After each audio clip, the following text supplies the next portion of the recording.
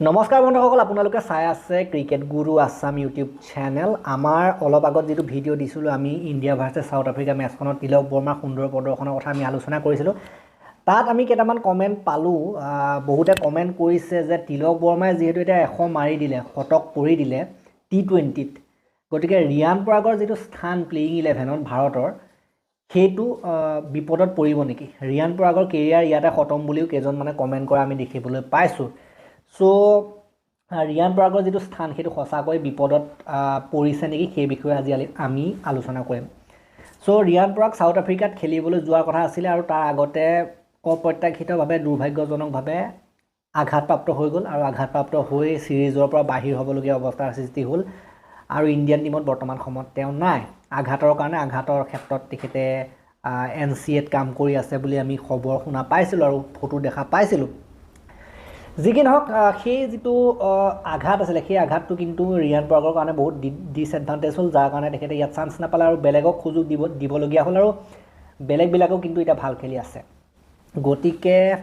Indian টিমটো এনেকুৱা এটা টিম প্ৰতিটো পজিশনৰ কাৰণে সাধাৰণতে প্ৰতিযোগিতা থকা দেখিবলৈ পোৱা যায়, কম্পিটিশন থকা দেখিবলৈ পোৱা যায়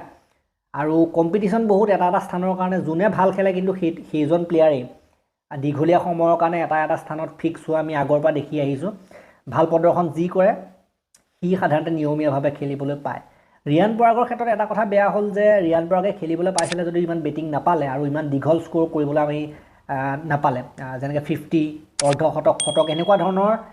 ইনিংছ খেলি পেলাই চাপ বহুৱাব নোৱাৰিলে। যিকেইটা চান্স পাইছিলে শেহতীয়া সময়ত ইঞ্জুৰি হোৱাৰ আগত, সেই তাতে যদি 100 এটা মাৰি থ'লেহেঁতেন তেতিয়া চিন্তা নাছিলে।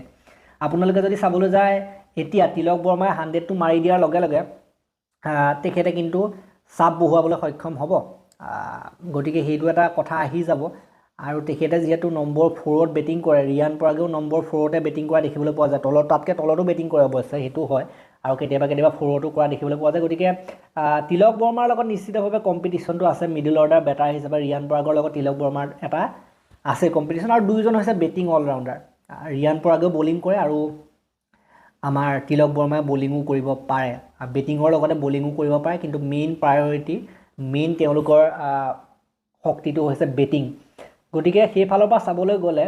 কম্পিটিশ্যনটো থাকিব। গতিকে কম্পিটিশ্যনত আগবাঢ়ি যোৱাটোহে মেইন কথা। এতিয়া তিলক বৰ্মাই 100 মাৰি দিয়াৰ লগে লগে কিন্তু ৰিয়ান পৰাগতকৈ কম্পিটিশ্যনত আগবাঢ়ি গ'ল। গতিকে যেতিয়া চিলেক্ট কৰিবলৈ নিৰ্বাচক মণ্ডলী বহিব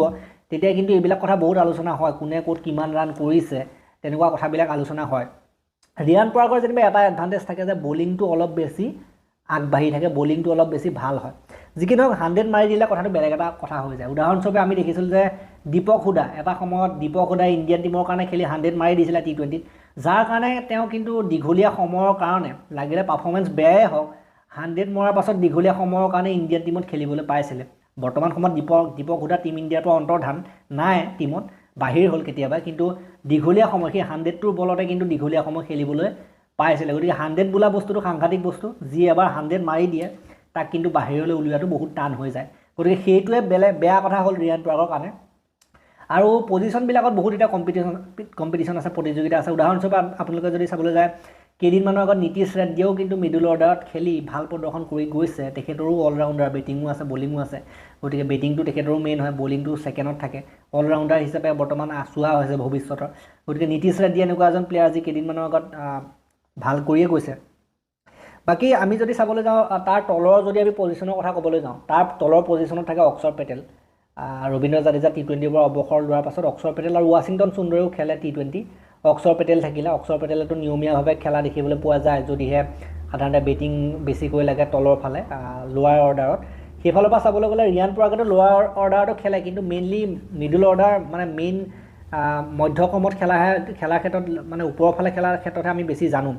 লোৱাৰ অৰ্ডাৰত ফিনিচিংটোৰ ক্ষেত্ৰত ইমান বৰ বেছি আমি ক'ব নোৱাৰোঁ, কিন্তু আমি দেখিছোঁ যে IPLত যে তেখেতে মিডল অৰ্ডাৰ, মেইন যিটো মিডল অৰ্ডাৰ তাতহে ভাল খেলে। তলৰ ফালে ইমান বৰ বেছি বল চল নাথাকেগৈ ন, সেইটো সময়ত মানে অক্ষৰ পেটেলৰ দৰে প্লেয়াৰ বেছি মানে ফিক্স হয় তেনেকুৱা জেগাবিলাকত। বাকী সেইফালে অক্ষৰ পেটেলটো প্ৰায় নিয়মীয়াভাৱে খেলিবই, আগৰ পৰা খেলি আছে, এক্সপিৰিয়েঞ্চ প্লেয়াৰ, আৰু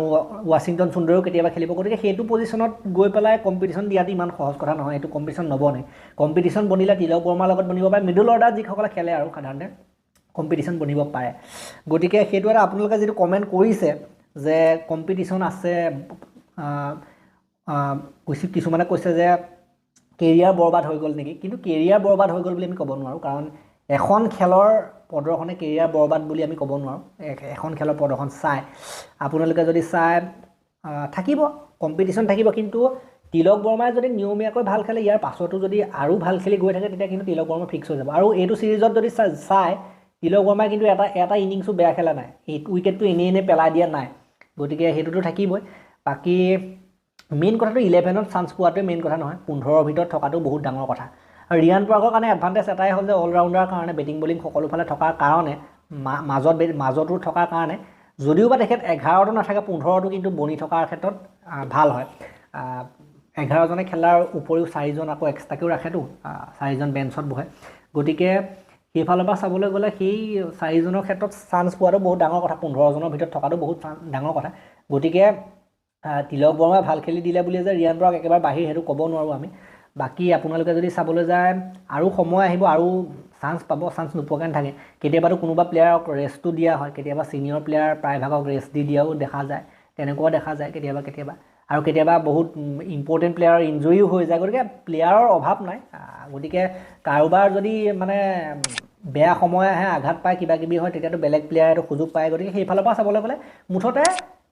ইণ্ডিয়ান টিমৰ টপ 20 প্লেয়াৰৰ ভিতৰত ৰিয়ান পৰাগ নিশ্চিতভাৱে আছে আৰু থাকিব তাত কোনো সন্দেহ নাই খেলি থাকিব তিলক বৰ্মাই যে কেৰিয়াৰটো ধ্বংস কৰিব এনেকুৱা কথা নহয় কিন্তু মই যিটো কথা ক'লোঁ যে কম্পিটিশ্যনটো সকলো ক্ষেত্ৰতে থাকে ইণ্ডিয়ান টিমৰ সকলো ক্ষেত্ৰতে কম্পিটিশ্যন নিশ্চিতভাৱে আছে গোটেইকেইটা পজিশ্যনৰ ক্ষেত্ৰতে ইণ্ডিয়ান টিমত কম্পিটিশ্যন আছে সেইটো ভৱিষ্যতলৈও থাকিব 100 মাৰি দিয়া মানে আগবাঢ়ি যোৱা মই আকৌ কৈছোঁ সেইটো কথা 100 মাৰি দিয়া মানে নিশ্চিতভাৱে আগবাঢ়ি যোৱা বুজায় তাত কোনো সন্দেহ নাই গতিকে তিলক বৰ্মা নিশ্চিতভাৱে আগবাঢ়ি গৈছে বলিঙৰ ক্ষেত্ৰত তেখেতে যদি আৰু উইকেট ল'ব পাৰে সেইটো ভাল হ'ব কাৰণ সুৰেশ ৰাইনাৰ নিচিনা বেটাৰ অলৰাউণ্ডাৰ সাধাৰণতে আৰু যুৱৰাজ সিঙৰ নিচিনা অলৰাউণ্ডাৰ আজিলৈকে মিছ কৰোঁ আমি আজিলৈকে পোৱা নাই কিন্তু যিসকল ওলাই আহিছে ন শেহতীয়া সময়ত আপোনালোকে যদি চাই